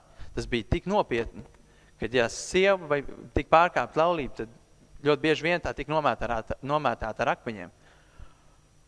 Un mēs šeit redzam, ka viņai bija bijuši 5 vīri un ka viņa tagad bija palikusi šķirteni. Mēs šeit arī redzam, ka 15. pantā, ka viņa saka, dod man tādu ūdeni, lai man vairs neslāps un man nav jānāk šurp smelt. Mēs redzam, ka viņa negrib vairāk nākt uz aku viena pati. Viņa negrib, jo viņa jūtās apkaunot. Viņa zina, ka viņa ir grēciniece, un viņa saka, Jēzum, dod, lai man te vairs nav jānāk, lai man nav jācieš tas kauns. Jēzus viņai labprāt viņu dod, bet pirms Jēzus viņai var dot, viņai ir jānožēlo un jāsaprot, ka tas, ko viņa darījusi, bija grēks. Iespējams, ka mēs redzam, ka viņai bija bijuši 5 vīri. Tur bija savā veidā apusēja vilšanās vīriem pret sievu un sievu pret vīru. Vienalga, kāds būtu bijis tas iemesls. Un mēs ļoti labi zinām, ka iemesls var būt visdažādākie, un arī šodien iemesls ir 101 iemesls, kāpēc laulības jūg ārā. Un arī tajā laikā tas bija līdzīgi. Un šodien arī ļoti daudz cilvēku, kur dzīvo kopā, kuriem varbūt ir 2. sieva, 3. sieva, 4., kādam varbūt 5. un kādam varbūt vēl vairāk. Bet Bībele māca to, ka tas ir grēks. Un grēks ir jānožēlo. Ja nē, tad Dievs viņu sodīs. Un ļoti bieži vien tā vien liekas, ka tas jau nekas traks nav. Tagad jau viss tā dzīvo. Jā, tā viss dzīvo. Bet Dievs to ienīst un viņam tas nepatīk. Un tad, kad mēs pasticībā saprotam to, ko Jēzus mums piedāvā, tās mūžīgās vērtības, kuras Dievs piedāvā, kad mēs to saprotam un apzināmies, ka esam grēcinieki, tad mēs gribam ņemt to mūžīgo dāvanu ar abām rokām paņemt un turēt sev cieši klāt. Tas ir līdzīgi, kā Ziemassvētkos vecāki, kad viņi apdāvina savus bērnus ar Ziemassvētku dāvanām, kad vecāks paņem šo dāvanu, viņš saka, šeit ir tavu dāvanu, mans dēls vai meita. Bērns pat vienreiz neiedomājas. Es nezinu, vai es to dāvanu vispār gribu. Viņi tā nedomā. Viņi uzreiz ar abām rokām paņem un ļoti priecājas par to. Tieši tādā pašā veidā mums ir jāpriecājas, kad Jēzus nāk mūsu dzīvēs un viņš mums piedāvā šās mūžīgās vērtības. Un kad Jēzus ar mums dzīvē sastopās, mums ir jāatsakās no grēka. Nedaudz pie šīs pašas domas, man liekas ļoti interesanti tas, ka vienmēr, kad es šo nodaļu lasu, man ir sajūta, ka tā izstaro tādu mīlestību un sapratni. Nav tā, ka Jēzus ienāk šīs sievietes dzīvē un tur ar pirkstu sāk norādīt un pātagot viņu, kādu tu esi, ko tu dari ārprāts, beidzot tu dzirdēsi no kāda patiesība. Pats vārds atzīt grēkus, atzīt. Atzīt nāk no grieķu valodas, tas vārds nozīmē teikt to pašu. Teikt to pašu, ko par tevi saka Dievs. Atzīties nozīmē pateikt patiesību. Un šeit ir tas vārds lietots ne tieši atzīt, bet te Jēzus saka, tu esi runājusi patiesību. Tu esi runājusi patiesību. Nav jau tā, ka Dievs ienākt un tev sist tūlītās, bet Dievs ienāk un jautā, vai tu būsi patiesa? Vai tu būsi patiesa ar to, kas notiek tavā dzīvē? Saka patiesību. Viena no lietām, ko mēs mēdzam kādreiz darīt, ir līdzīgi kā šī sieva dara pēc tam. Viņa pievēršas reliģiskajiem jautājumiem.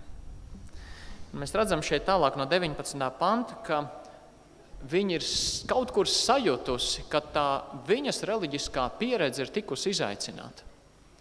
Un Jēzus to dara arī tavā dzīvē. Kad viņš nāk un kad viņš grib kaut ko darīt un izmainīt reāli, tu nevari vienkārši palikt reliģijos. Tāds, kāds tu esi bijis līdz tam. No 19. panta mēs lasām. Tā sieva saka, kungs, es redzu, ka tu esi pravietis. Es sajūtu kaut ko vairāk, Jēzu. Mūsu tēvi ir pielūguši šinī kalnā, bet jūs sakāt, ka Jeruzālem ir tā vieta, kur Dievs jāpielūdz. Tātad viņi izmanto situāciju, lai noskaidrotu viņai interesējošu jautājumu. Jēzus saka tā, tici man, sieva, nāk stunda, kad jūs tēvu vairs nepielūgsit nec šinī kalnā, nec Jeruzālemē. Jūs pielūdzat, ko nezināt, mēs pielūdzam, ko zinām, jo pestīšana nāk no jūdiem. To viņš varēja sacīt tāpēc, ka samarieši nepieņēma visus svētos rakstus. Viņi pieņēma tikai pirmās 5 Mūzes grāmatas, viņi pārējām lietām neticēja, nepieņēma. Un tāpēc viņi nezināja daudz no Dieva atklāsmes par sevi. Jūs nezināt, ko jūs pielūdzat, mēs zinām. Bet stunda nāk un ir jau klāt, kad īstie dievlūdzēji pielūgs tēvu garā un patiesībā, jo tēvs tādus meklē, kas viņu tā pielūdz. Dievs ir gars un kas viņu pielūdz, tiem to būs pielūgt garā un patiesībā. Man liekas interesanti tas, ka šīs sievietes grēks nebija traucējis viņai būt reliģiozai. Viņa bija Dievu pielūgus līdz tam, bet viņa bija bijusi grēkā. Vai nav līdzīgi šodien? Cilvēki dzīvo grēkā un ir reliģiozi. Viņi lūdz Dievu, iet baznīcā. Bet tad, kad viņiem pajautā to jautājumu, kur Toms māca ceturtdienas vakaros, vai tu zini, ka tu būsi debesīs? Vai arī, ja tu stāvētu Dievu priekšā un Dievs tev jautātu, kāpēc man tev jālaiž debesīs, ko tu viņam teiktu? Tad tās atbildes, ko var dzirdēt, parāda, vai cilvēks ir reliģios, vai cilvēks ir patiesi ticīgs. Šī sieviete bija reliģios bijusi. Daudz cilvēku dzīvē, varbūt arī tavā. Reliģija ir kā piesaks taviem grēkiem. Tev liekas, es jau daru kaut ko. Nav jau tik traki ar mani. Dievu jau es nenoliedzu. Šad tad lūdzu, aiziet uz baznīcu, lasu Bībeli. Bet vai ar to ir pietiekoši? Un tas ir kā piesaks grēkam un tai patiesai dzīvībai, kur patiesībā tu kaut kur dziļi augst sevi satvert, bet nezini kā. Tā ir vajadzība pēc piedošana, pēc svētas dzīves, pēc Kristus personas. Kas tad ir reliģija? Reliģija ir jebkas, ko tu dari, lai pats saviem spēkiem atrastu Dievu. Kas ir kristietība? Tas, ko dara Dievs, lai atrastu tevi. Apostuļu darbos mēs lasām 17. nodaļā.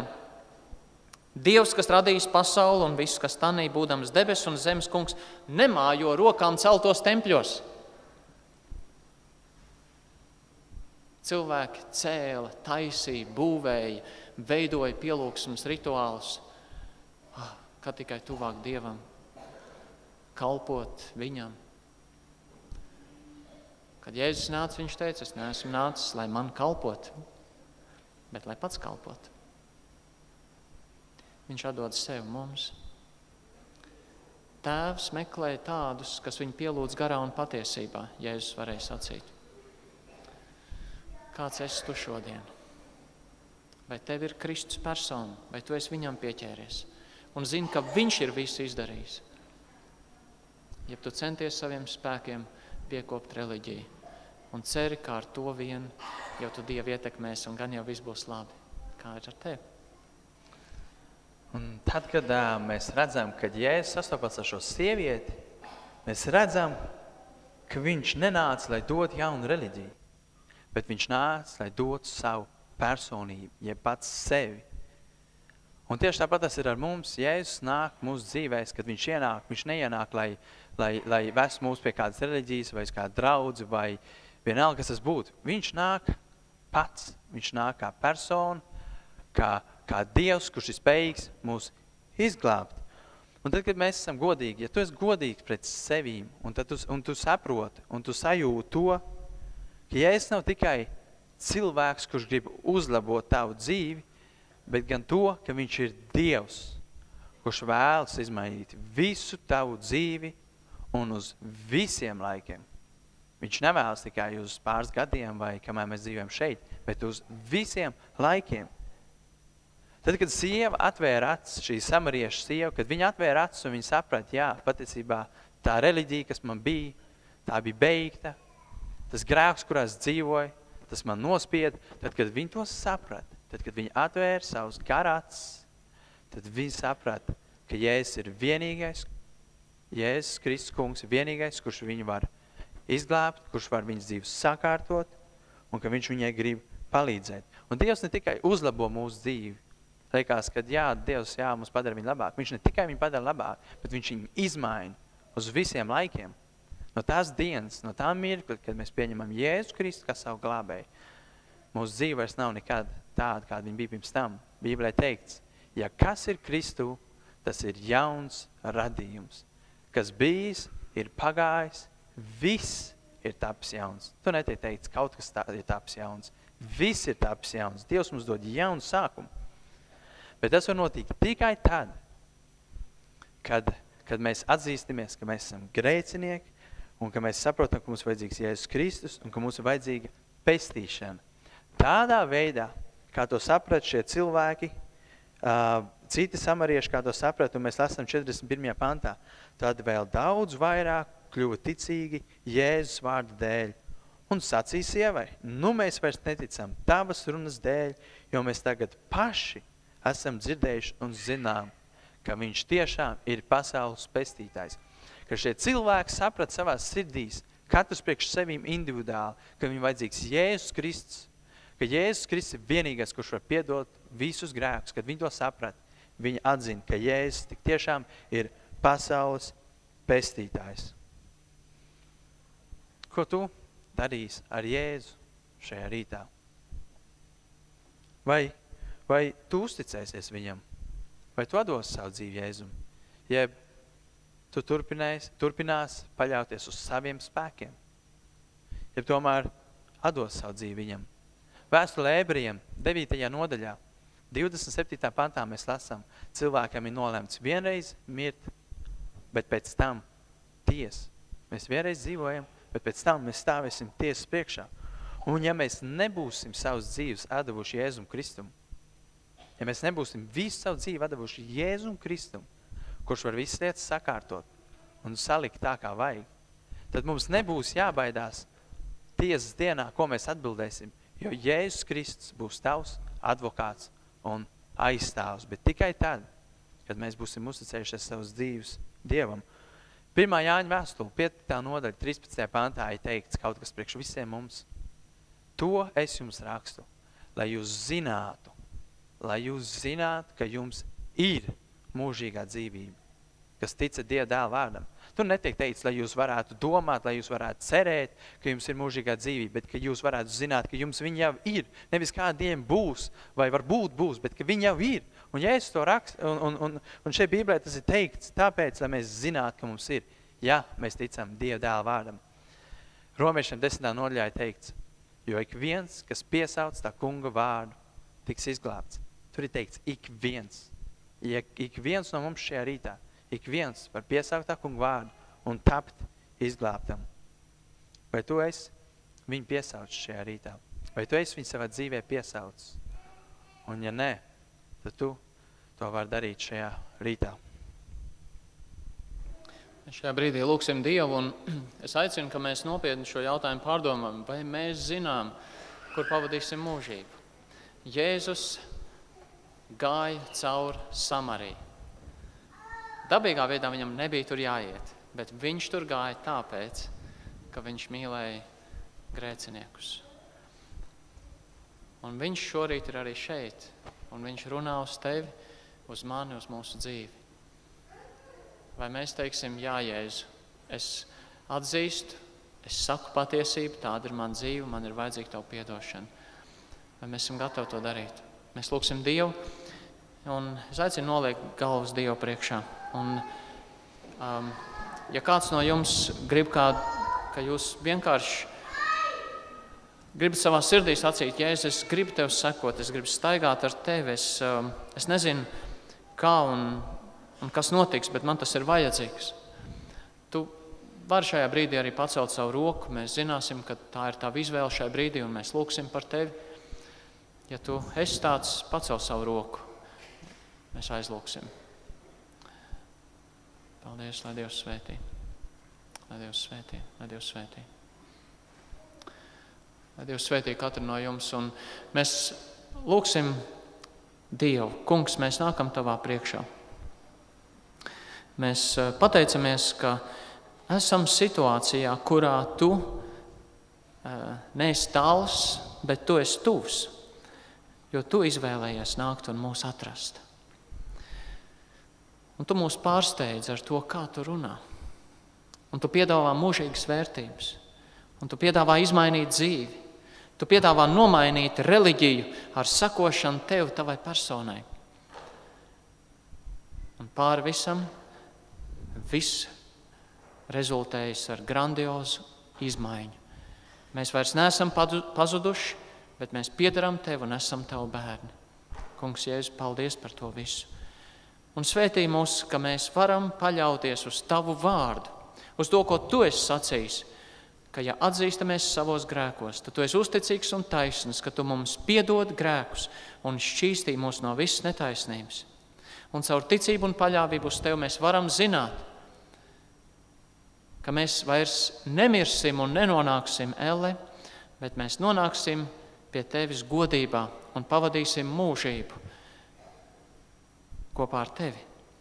Kungs, palīdz balstīties uz taviem apsolījumiem. Mums nav iespējas paļauties uz sevi. Mums nav laika, lai vienkārši izšķiestu to šaubās par to, kas ir un kas nav, vai gaidīt emocionāli kaut ko, bet palīdz mums ticībā pieķerties tam vienīgajam, proti tev un glābšanai, kur tu piedāvā. Kungs, svētī katru, kurš pacēla roku, dod iedrošinājumu. Palīdz paļauties uz tevi un ticēt tavai mīlestībai. Svētī tos, kur nepacēla, bet kuriem tāpat tu esi vajadzīgs, lai arī viņi var iepazīt tevi un būt droši par to, ka viņi ir pieņemti mūžīgai dzīvībai. Kungs Jēzu, slavēts, lai tu esi mūžīgi. Āmen. Šajā brīdī mēs klausīsimies kori, bet jums ir iespēja vēl iesūtīt, ja jums ir kāds jautājums, un mēs mēģināsim kopīgi rast atbildes arī uz jautājumiem.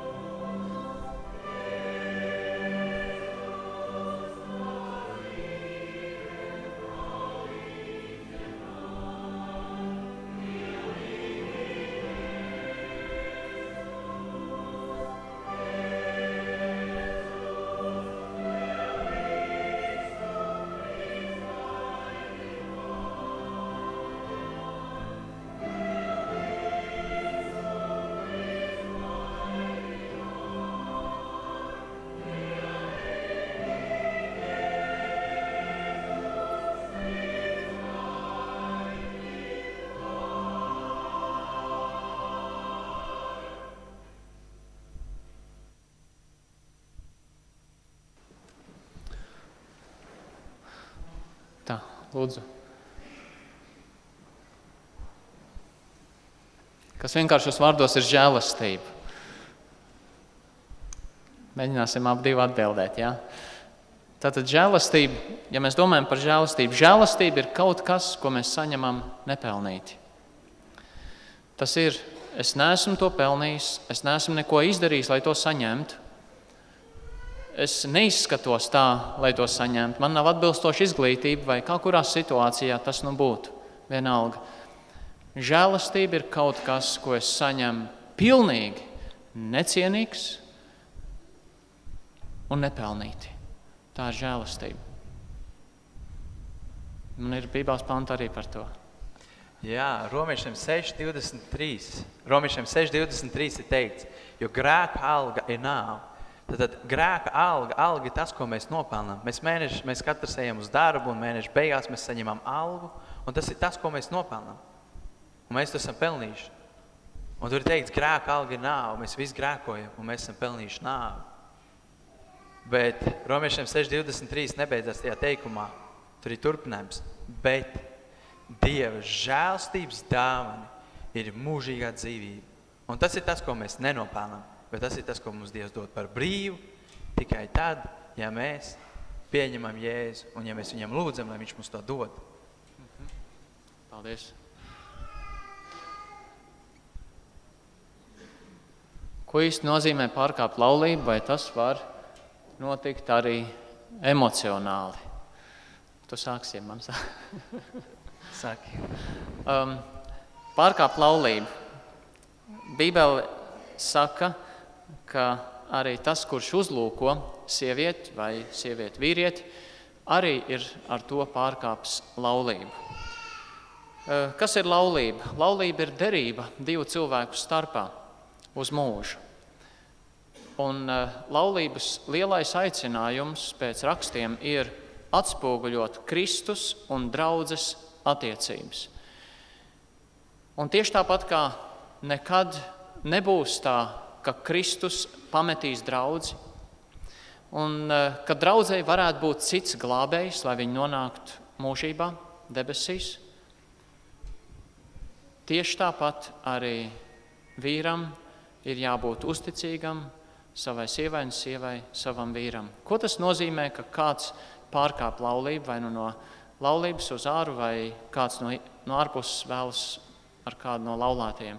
Tas nozīmē mēģināt izjaukt šo lielo Dieva plānu, kur mēs atrodam Pāvils skaidroto Efeziešiem 5. nodaļā un saka, ka viņš šo divu cilvēku attiecības attiecina uz Kristu un draudzi.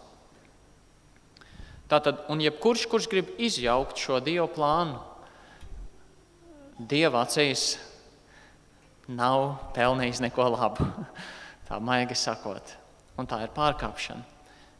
Un Jēzus zināja, ka tas grēks jau nav tikai tad, kad tas ir izdarīts. Viņš teica, tad, kad tu redz cilvēku un jau iekāro viņu. Tas nozīmē, ka tu sāc jau darīt kaut ko tai virzienā. Tu jau esi to izdarījis. Emocionāli. Jā, tā var būt tāda, kā to sauc, es vārds nenāk prātā, bet tāda ieķeršanās, tāda, jā, kā patīk, un tad lolotās sapni un nelaižās vaļā, tas ir šausmīgi bīstam. Nesāciet to darīt vispār. Jūs pavadīsiet domāšanā drusciņu, vienu dienu, nākošajā nedēļu, mēnesi, jūs esat uzāķēti. Nesāciet. Tas ir ceļš uz pārkāpšanu.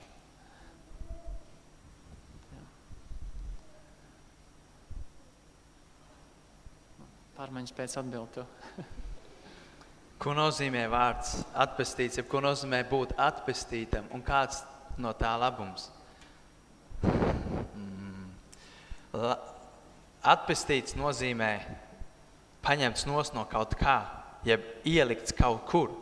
Paņemts nos no kaut kā, ielikts kaut kur. Atpestīts nozīmē izrauts no tā grēka, no tās nāves un ielikts mūžīgā dzīvībā.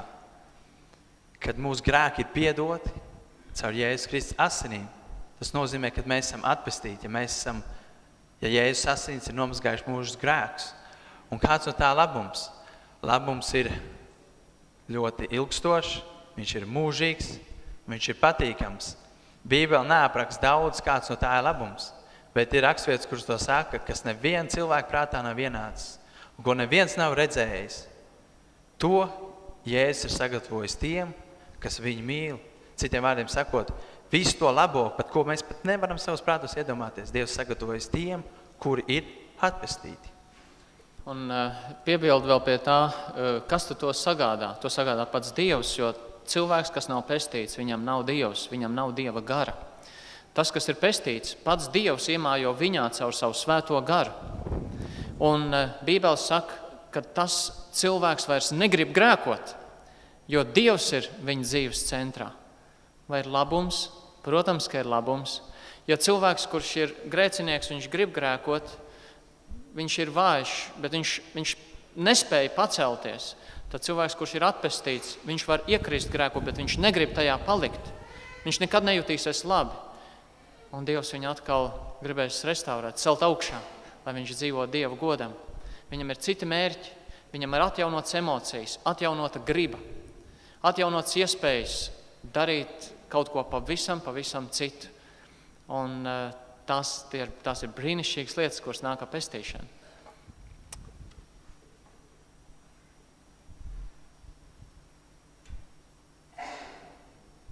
Kā jūs varat apgalvot, ka tas ir īstais Dievs, ka citu nav un ka jums ir taisnība?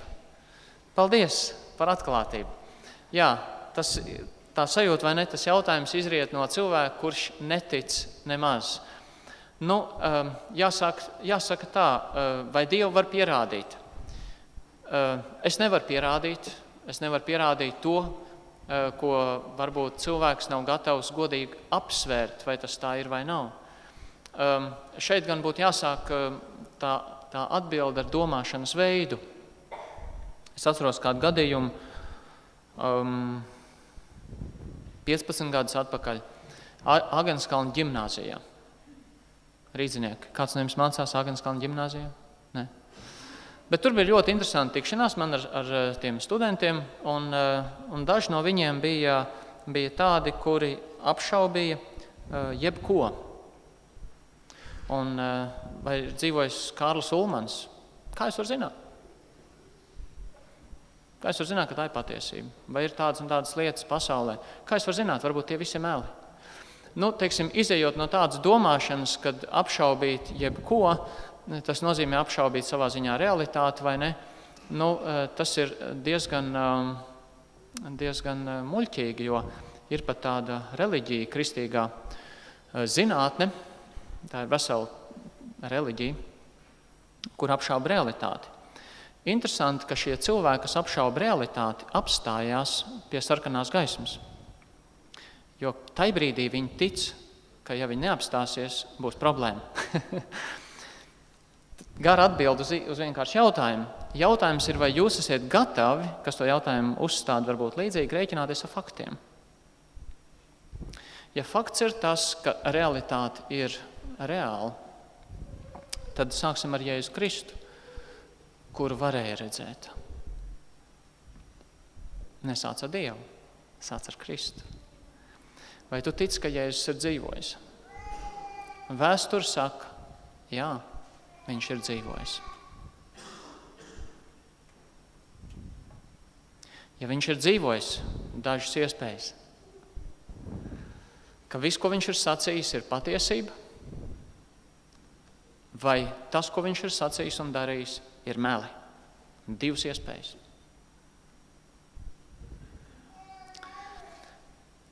Ja tie ir meli, pastāv vēl divas iespējas. Viņš meloja apzināti. Viņš zināja, ka viņš stāst muļķības, proti, ka viņš ir Dievs. Viņš vēlējās cilvēkus apmānīt un piekrāpt un gūt savu labumu no tā. Un tad, kad mēs skatāmies rakstos, ko Jēzus ir sacījis, mēs redzam, viņš bija paties. Tur nebija meli. Pat viņa pretinieki atzina, ka viņš ir paties. Tas, kas izriet no viņa dzīves un no viņa sekotājiem, ja vien cilvēki paliek uzticīgi rakstiem un Kristum, tur ir patiesība. Tur nav nekas tāds, ko varētu gāzt. Otrs variants, viņš meloja neapzināti. Proti, viņš bija slims cilvēks. Viņš bija neprātīgais. Bet tad, kad skatās rakstos, atkal mēs redzam, ir neiespējami, ka tas, kurš ir sacījis to, ko viņš ir sacījis un darījis to, ko viņš ir darījis, bija neprātīgs un nezināja, ko viņš dara. Tātad viņš nav melis, neapzināti, neapzināti. Tad paliek otra patiesība, viņš ir patiesa. Un tad, kad raksti tiek nopietni uzlūkot, ko viņš ir darījis, ko viņš ir sacījis, tad tā bumba jau nonāk jūsu laukuma pusē. Ko es darīšu ar to? Ja tā ir patiesība. Nesāc ar Dievu, sāc ar Kristu, kurš atklāja Dievu. Un ļoti nopietni pārliecinies par to, kas viņš bija un ko viņš ir darījis. Redziet, kristietība stāv un krīt nevis jautājumā, vai Kristus ir dzīvojis. Kristietība stāv un krīt citā jautājumā. Vai viņš ir augšām cēlies? Ja viņš nav augšām cēlies, tad viss šitais ir safabricēts, tās ir muļķības un nekur tas neved.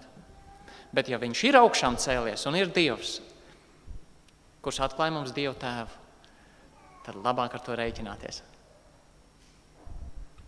Nu tā, es ieteiktu sākt meklēt un sākt to ar Kristu.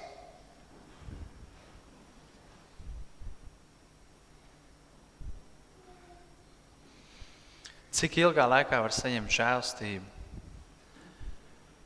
Žēlstība, kā es teicu, tā ir dāvana no Dieva. Ja es dotu šo pildspēlu kādam kā dāvanu, tad cik ilgā laikā tu viņu paņem, būtu atkarīgs no tā, kad tu viņu paņem. Ja tu viņu paņem uzreiz, tad tu šo pildspēlu iegūsi uzreiz, un tieši tāpat ir ar žēlstību, jo tā ir dāvana. Dievs mums viņa devis 2000 gadus atpakaļ, kad Jēzus nomira pie krusta un augšām cēlās. Tad Dievs sagatavoja to dāvanu, un Jēzus mums viņa devis, un mēs viņu varam paņemt jebkurā brīdī, šajā sekundē, nožēlot savus grēkus Jēzum Kristu un aicinot viņu savā sirdī būt par tavas dvēseles glābēju. Jā, varbūt arī cilvēks, kurš uzstādījis jautājumu, es nezinu, bet varbūt, ka tā ir problēma, un iespējams, ka ir vajadzīgs vairāk runāt par to. Es varu tikai minēt, ka varbūt jautātājs to jautā tāpēc, ka jūs esiet meklējis un neesiet varējis to it kā saņemt vai satvert, un nav pārliecības, ka Dievs jums ir piedevis, un nav pārliecības, ka Dievs jūs vispār grib pieņemt. Es nezinu, es tikai izsaku minējumu. Un ja tas tā ir, tad tas, ko es ieteiktu, lai jūs nāktu pie šīs pārliecības, ka Dievs jums dāvina žēlastību, ir atkal iet pie rakstiem, pie patiesības.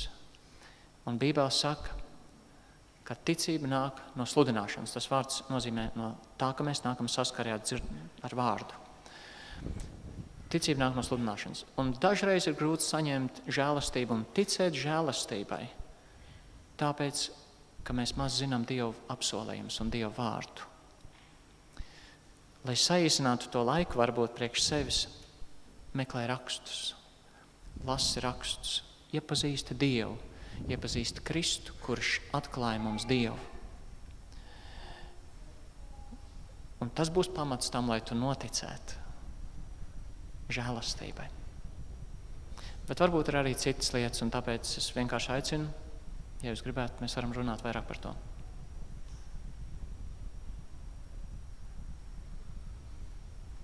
Tas ir viss, ja? Paldies, un paldies katram, kurš uzticēja savu jautājumu. Un es nezinu, pat nedēļu laikam tas telefons nestrādā, vai ne? Ja vajag kādreiz iesūtīt, un jūs varat pa nedēļu turpināt iesūtīt jautājumus, lai, nezinu, pa nedēļu tas nebūtu viegli atbildēt rakstiskā formā, bet varbūt ir kaut kāds veids, kā mēs varam palīdzēt jums. Šajā brīdī laiks ir stipri aizgājis, daži ziņojumi, un mēs nākam pie dievkalpojuma noslēguma. Prieks, ka bijāt kopā ar mums, katrs, kas esiet viesis mūsu vidū, un mēs jūs gaidām atkal šeit.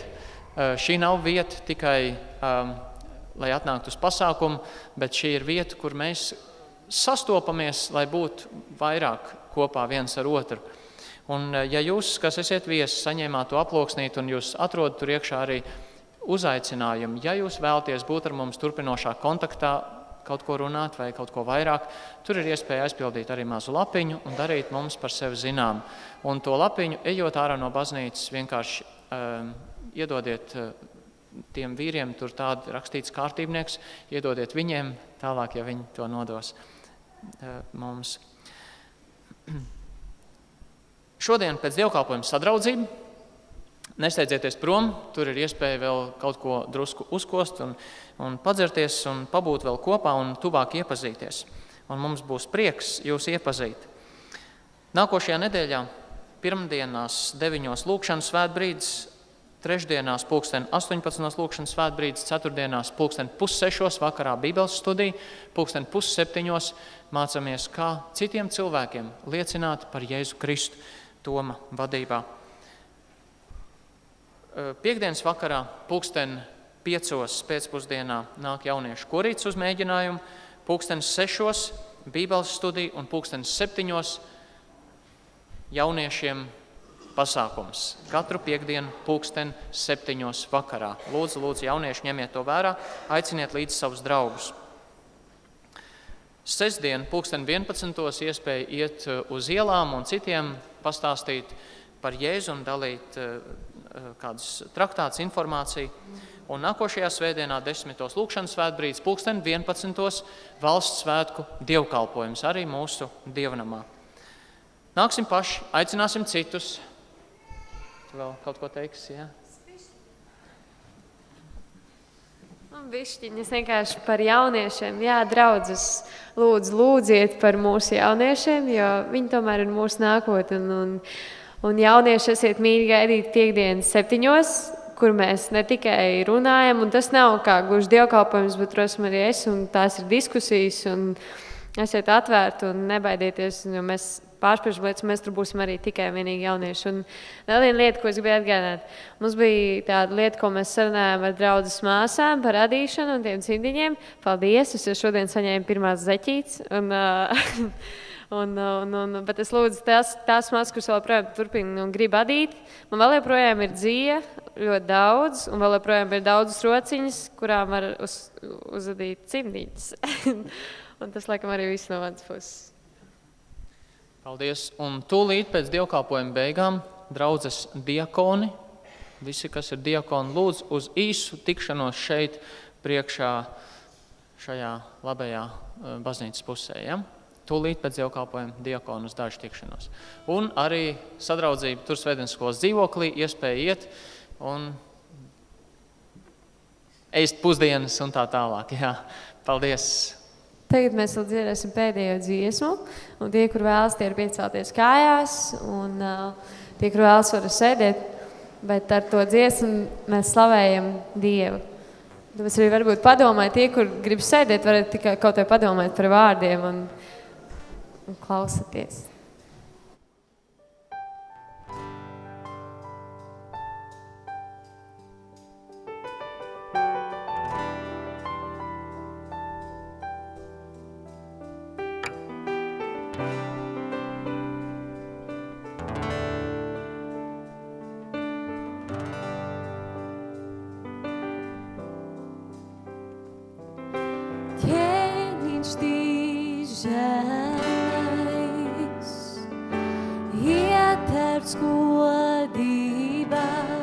Lai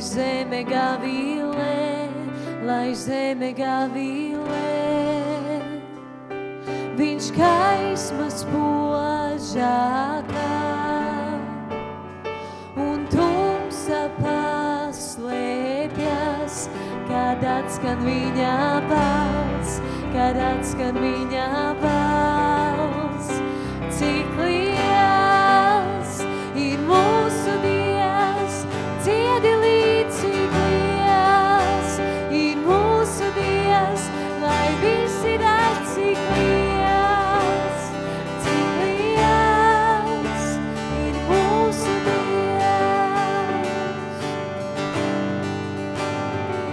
Par laiku valda viņš,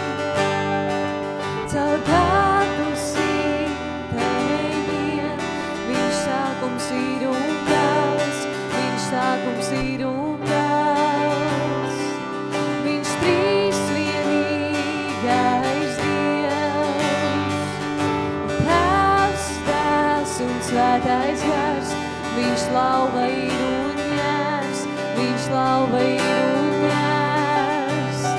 Cik liels ir mūsu Dievs, dziedi līdz, cik liels ir mūsu Dievs, lai visi redz, cik liels, cik liels ir mūsu Dievs. Tavs vārds visaugstākais, viss gods un slava tev. Mana sirds lai dzied, cik liels ir mūsu Dievs.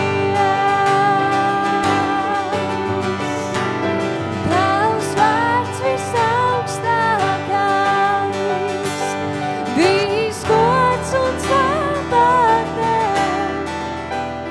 Mana sirds lai dzied, cik liels ir mūsu Dievs. Cik liels ir mūsu Dievs, dziedi līdz, cik liels ir mūsu Dievs, lai visi redz, cik liels, cik liels ir mūsu Dievs. Cik liels ir mūsu Dievs, dziedi līdz, cik liels ir mūsu Dievs, lai visi redz, cik liels, cik liels ir mūsu Dievs. Tavs vārds visaugstākais, viss gods un slava tev. Mana sirds lai dzied, cik liels ir mūsu Dievs. Cik liels ir mūsu Dievs, dziedi līdz, cik liels ir mūsu Dievs, lai visi redz, cik liels, cik liels ir mūsu Dievs. Dieva Tēva mīlestība, Jēzus Kristus žēlastība un Svētā gara sadraudzība, lai ir un paliek ar ikvienu no jums no šī laika mūžīgi.